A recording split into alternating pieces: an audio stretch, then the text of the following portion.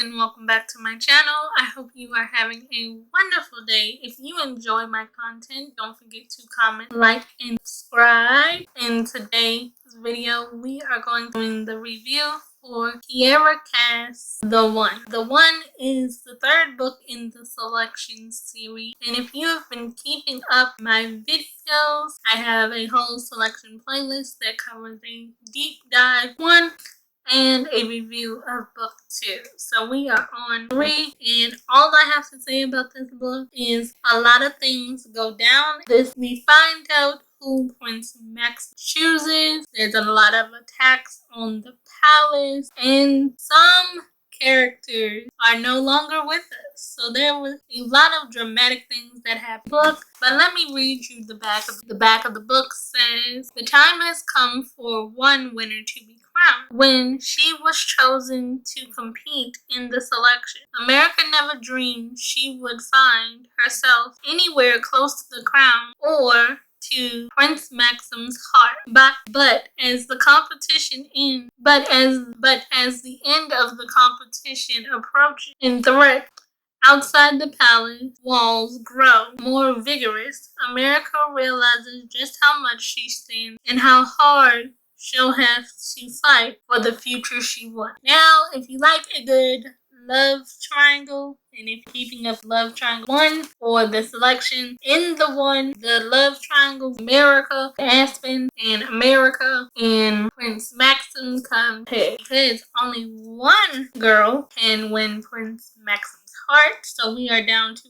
America, Cecily, and Chris. Now, if you know me, Chris and America have been friends ever since lost Marley, and everybody knows following along, Cecily is not my favorite person based off of things she has done in book 1, but book 3 shows Cecily's growth, and it kind of made me like her in the end, but it also made me sad because the attacks from the North and the Southerners have been unknown. These are the rebels that don't like the whole caste. Caste system is a system about your economic status. It tells you jobs you have and all of those things. If you are 1, 2, or 3, you are well off and good to go. If you are 4 through 8, you have a lot of struggles, and people don't like the system. It seemed a little oppressive to me when you think about it. But the love triangle comes to an head because it's time for America to choose. Maxon can't wait any longer because he has to crown the next princess, and Aspen can't wait because he feels like America has been tied to this selection, has ruined their relationship. But America wouldn't be in this selection if it wasn't for Aspen. Aspen told her to go. Aspen broke up with her before she even knew if she made it into the selection, even though her parents bribed her to be in the selection as well. But Aspen played a part in it. So Aspen ruined his own relationship. And you want to know why Aspen ruined his own relationship for America? Go back to my selection series book chat. Find that out. We go deep into Aspen's details. But now Aspen worked in the palace, and Maxon still doesn't know that the relationship that America always told him about is with Aspen. He still thinks it's somebody back from her hometown. He doesn't know that the guy that she's stuck on working in the palace. So when the Northerners and the Southerners come, the Northerners, they are not like the dangerous rebels. They're more peaceful, but then they still do things. But the Southerners are the dangerous ones. They come fully dangerous, come full on attack. The very first chapter of this book starts off attack, and there's attacks throughout. But the hardest thing in this book is when America's father died. For me, that is the hardest because no child wants their father. Her father had a heart attack. She had the selection days, and then you get to see her family dynamic play out now that her father's gone. And when she arrives back at palace, there are still more attacks, but she learns one thing about her father when he dies is that he is technically a part of Northern rebels. She never knew that. She found this out based off a necklace that he owned. He wrote each of his kids a letter telling you the letters in this book will make you cry.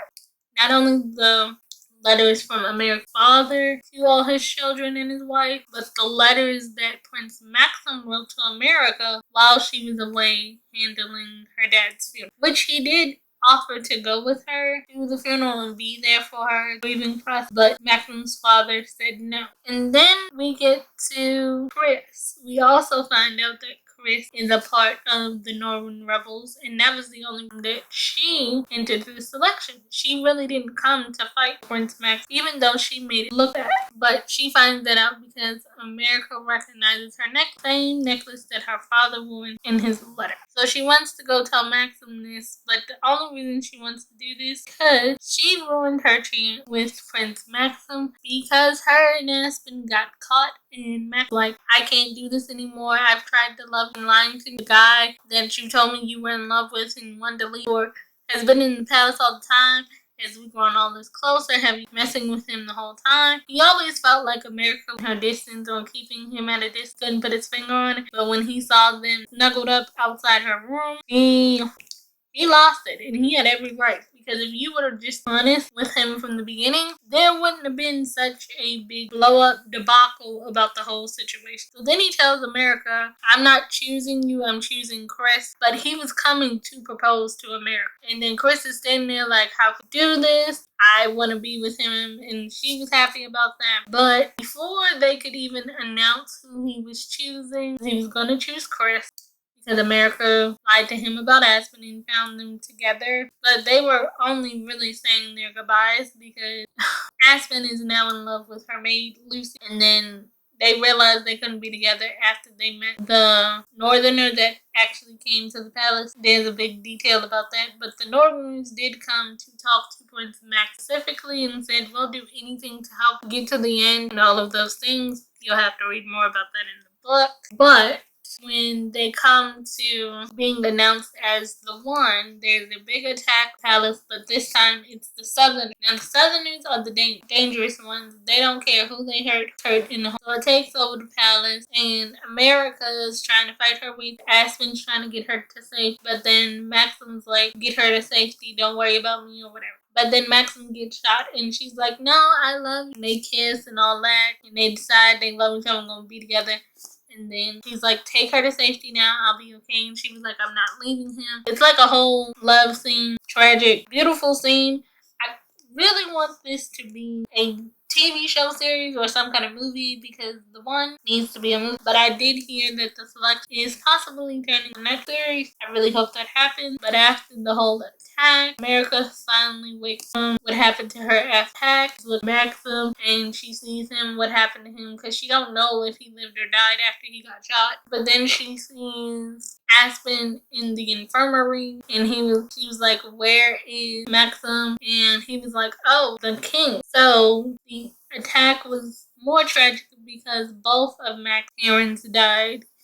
And you already know the king and Maxon had like a strained relationship based off of things he has done to Max, but he truly, truly, truly loved her. So there was a lot of death in this book. And when she goes to Maxon, like, I love you, reach in the drawer, here's your ring, and they get married. And then there's an epilogue, but also in the attack, Cecily died. And y'all, I know I didn't like Cecily in the first book, and I gave her a hard time in the second book, but in the third book, you could see how much Cecily really changed into a person. And it made me sad, because I felt like her story, if they would have kept her in the book, would have been so deep in the other book. There are 3 more books to the selection. The last 3 books are Happily Ever After, which is a compilation of 4 novellas put into one book, where you learn about Maxon's previous life before he started his selection, and you learn what happened to previous characters that have left the selection. You find out how their futures turned out, and you get a little more insight to America's life with Maxon after they're married, and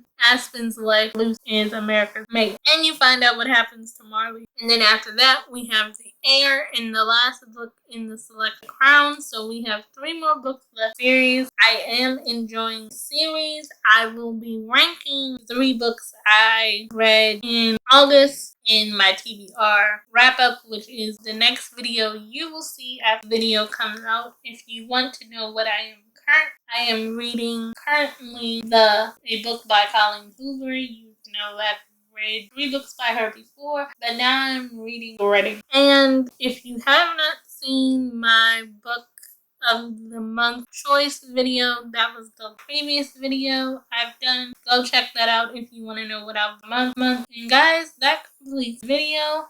Don't forget to comment, like, share, subscribe. Let me know what you are reading currently. And remember, I am always thinking of you, sending my love, and bye for now.